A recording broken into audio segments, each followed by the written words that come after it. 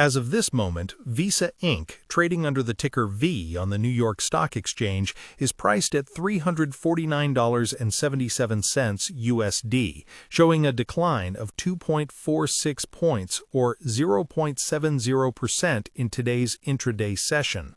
While a sub-1% move might seem like standard market noise for a blue-chip giant, the reality underneath this price action is far more complex than the typical investor realizes. Most people looking at their individual brokerage accounts or checking their positions on the Robinhood app see Visa as an immovable object, a toll booth that collects a fee on every transaction across the globe. The expectation is that as long as people spend money, Visa wins, but the reality surfacing in the current trading volume suggests a tectonic shift in how institutional players are viewing the future of the payment rails. We are seeing a divergence between the traditional belief in Visa's dominance and the emerging threat of alternative settlement systems that could bypass these networks entirely. The immediate price action today reflects a broader cooling in the financial sector, but the curiosity lies in why Visa is underperforming compared to some of its fintech peers. If you look at your SoFi Invest or Interactive Brokers trading platform, you might notice that while the broader market is grappling with interest rate uncertainty, Visa is facing a specific set of regulatory pressures that are beginning to weigh on its valuation multiples. The common ground most investors share is the idea that Visa is a safe haven. It is the core of many Schwab Intelligent portfolios and a staple in Fidelity mutual funds because of its massive margins and incredible return on equity. However, the contrarian view that is gaining traction among analysts is that we are reaching a ceiling for card-based interchange fees.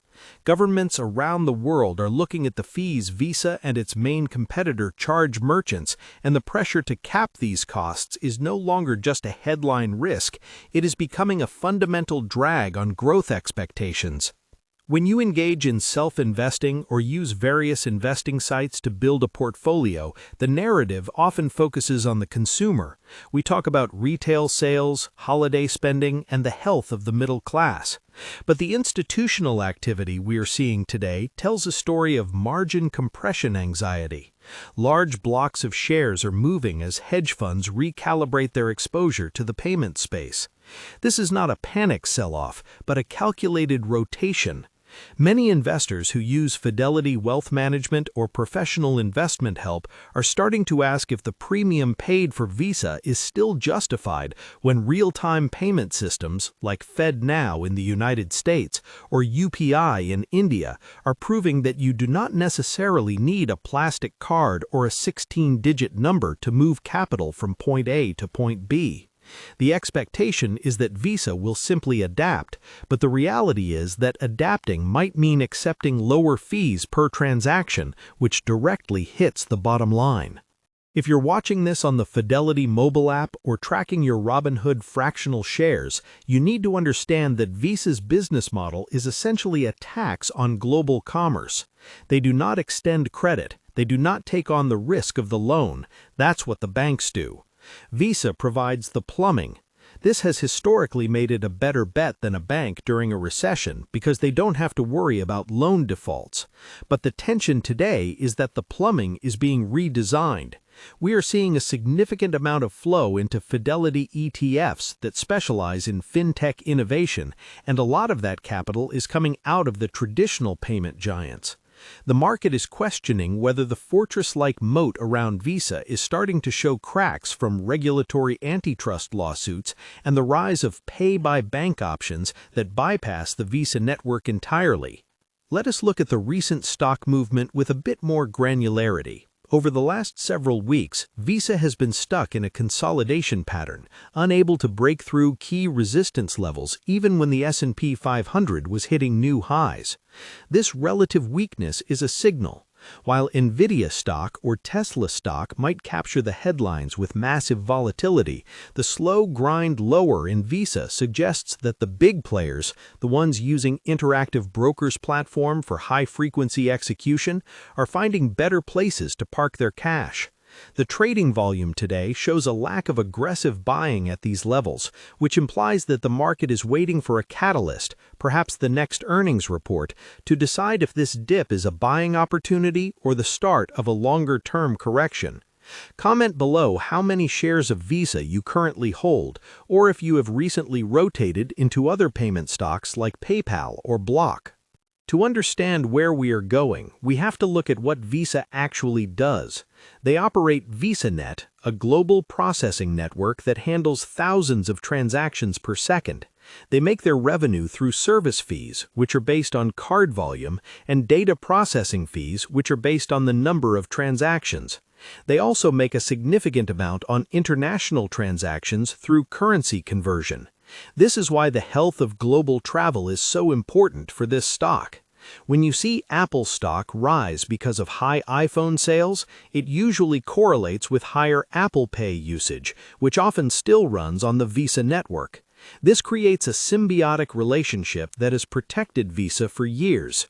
Many people using Robinhood Investments or SoFi Active Investing don't realize that even when they use a digital wallet, Visa is usually the hidden layer making it all work. However, the reality of the business model is that it is highly sensitive to cross-border volume. During periods of restricted travel, Visa felt the sting. Now that travel has rebounded, that tailwind is starting to fade into a new normal. The older reports showed massive year-over-year growth as the world reopened, but those comparisons are getting harder to beat. This is the expectation versus reality trap. Investors expect the double-digit growth to continue indefinitely, but the law of large numbers and a maturing market suggest a slowdown is inevitable. This is why institutional advisors at places like Fidelity Brokerage are looking for the next leg of growth, which Visa claims will come from new flows like business-to-business payments and government disbursements. Looking forward, the scenarios for Visa are binary. In the bullish scenario, Visa successfully integrates into the new digital economy by becoming the rail for stablecoins and central bank digital currencies. They have already started exploring this, moving away from just being a card company to being a network of networks. If they can maintain their fee structure while moving different types of value, the stock could easily break out of this current malaise. In the bearish scenario, the regulatory pressure becomes too great to ignore. The Department of Justice has been looking into their debit card practices, and any forced changes to how they route transactions could shave billions off their annual revenue. For those who invest online or use an intelligent portfolio, this is the risk that isn't always priced in until the news hits the tape. The macroeconomic environment adds another layer of tension. If inflation remains sticky, consumer spending might eventually pull back, hitting Visa's transaction volumes. Conversely, if we see a soft landing, Visa could be a primary beneficiary of a renewed consumer confidence. When you look at your Fidelity trading platform or your Interactive Brokers account, you have to weigh these external factors against the internal strengths of the company. Visa has a massive buyback program and a growing dividend, which provides a floor for the stock price.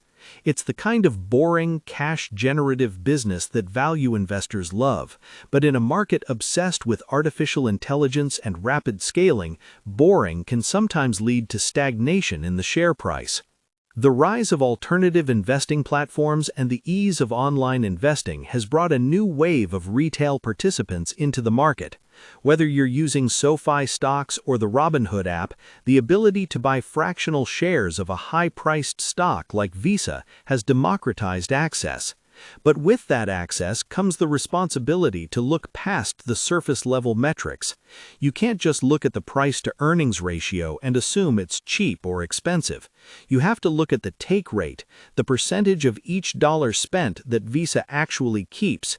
If that take rate begins to decline because of competition from fintech startups or government-mandated fee caps, then the earnings growth will slow and the stock will de-rate. This is the reality that many self-investing enthusiasts miss when they focus only on historical performance. In the final analysis, today's move of $349.77 USD is a reflection of a market that is currently undecided. It's a tug-of-war between the legacy strength of a global monopoly and the future uncertainty of a decentralized financial landscape. The expectation is that Visa is a permanent fixture of the economy, but the reality is that the economy is changing faster than the regulations that protect Visa's moat. For those utilizing interactive brokers trading or Fidelity IRAs, the strategy here isn't necessarily about timing the daily swings, but about understanding if the long-term thesis has changed. Is Visa still the toll booth of the world, or are people finding new roads? To wrap things up, we have seen a slight intraday dip that points to a broader hesitation among investors. We have contrasted the expectation of continued dominance with the reality of regulatory and technological threats. We have looked at how institutional players are behaving and how retail investors using platforms like SoFi or Robinhood should be thinking about their positions. Visa remains a titan, but even titans